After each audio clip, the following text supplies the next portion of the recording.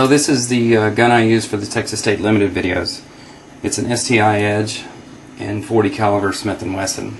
And I'm no expert on guns, so what I'm going to say is you can take it with a grain of salt.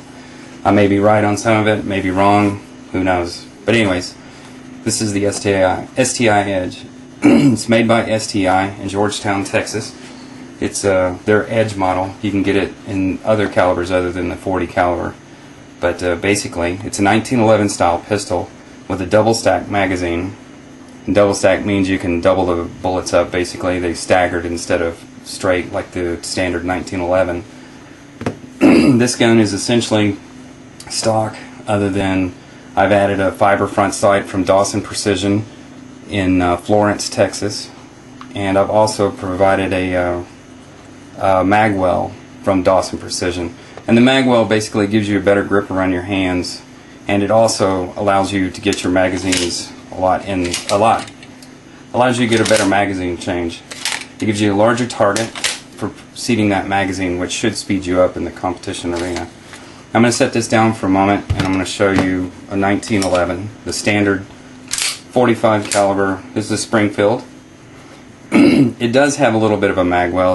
It's an aftermarket magwell, but as you can see, the magazines are single stack, which means they're just stacked right on top of each other. You're limited on magazine capacity, but essentially, you know, this is the 1911 that everyone's used to seeing. Some differences are mainly with this STI Edge and this is the dust cover. This is the bottom part of the frame. You can see how it ends right here, and it's basically a shorter. This is, like I said, this is standard what you normally see. Let me set that aside. Now going back to the STI Edge, you can notice that the dust cover goes all the way to the end of the barrel and is the same width as the slide. This provides a little bit of extra weight for you to help manage recoil. Make sure that's empty. And with this one also, I've got a bull barrel as opposed to the bushing that you normally see on your 1911. The bull barrel is basically a thicker, heavier barrel than the normal one that require bushing, and it should allow a little bit more weight up front. This gun is fairly nose heavy, which actually helps counter the recoil of the .40 when it shoots.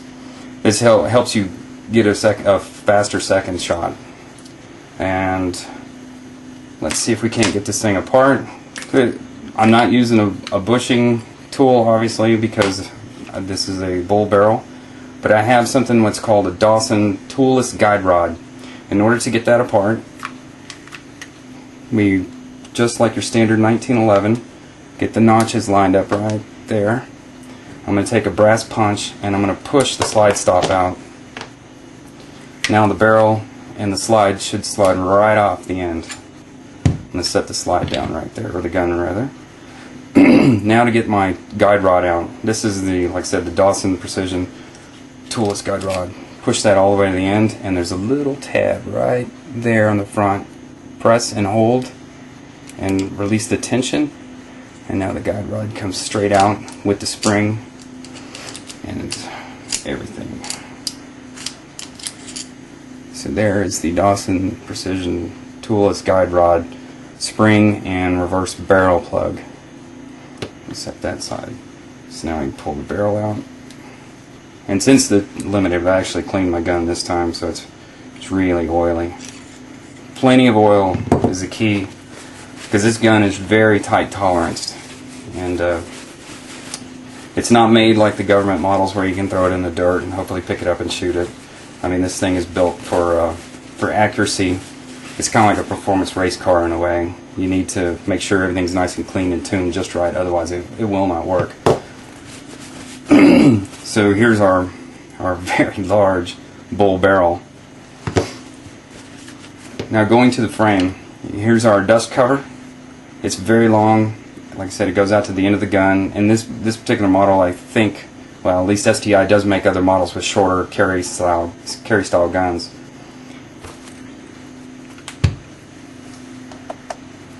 Alright, let's talk about the grip on this.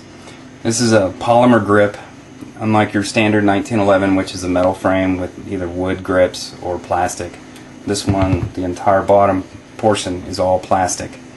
This particular one that I have, I've put a it's some sort of sand, I forget what you call it, but I've glued it on, and I've actually took a Dremel tool and ground down portions of the grip to make it thinner so that I can fit it in my hand a little better. And there's a tiny little notch taken out right there from my finger as well when I'm shooting with my second hand.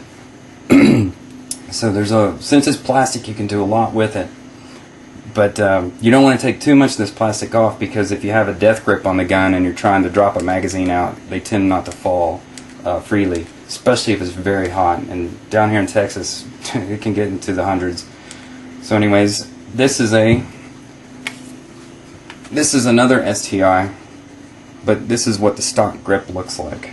It's just a plain old plastic, the STI logo.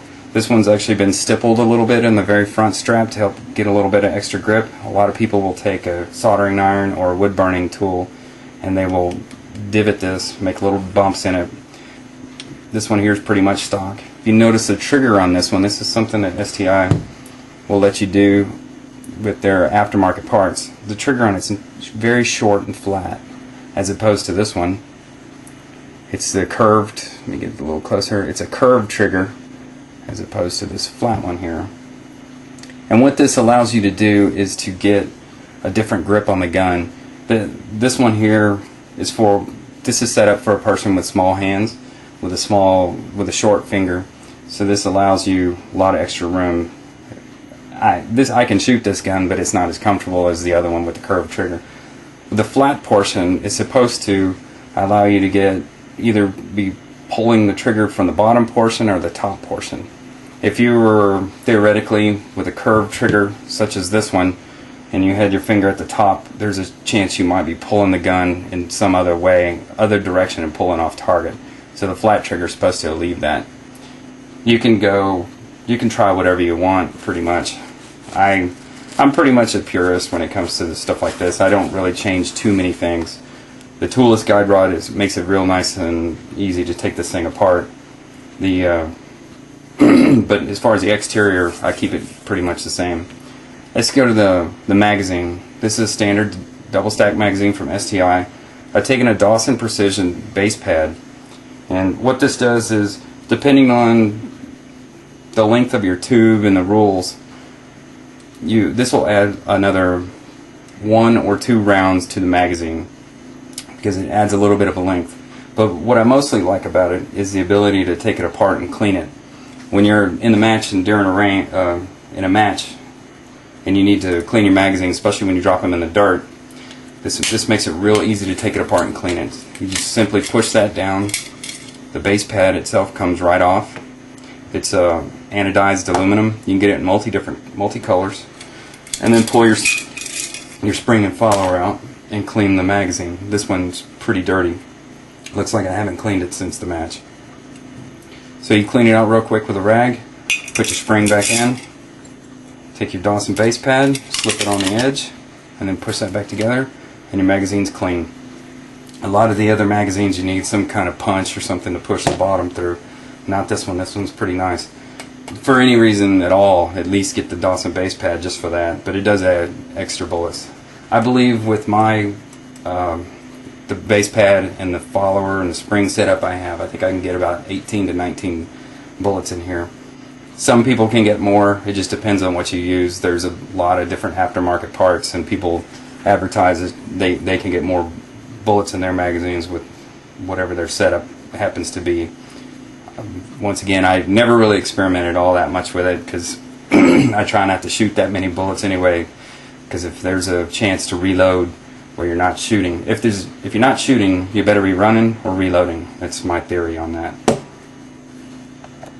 Alright, I'm not going to edit this, so I'm going to try to put this gun back together real quick and try to get into the 10-minute mark on YouTube. Basically slide the barrel back in, guide rod, reverse barrel plug. I like to hold it upside down, slide it in like so. Make sure you get your barrel lug lined up. Put the slide stop in. Slip it in. Pull it. That releases the toolless guide rod. And slide forward. And that's it.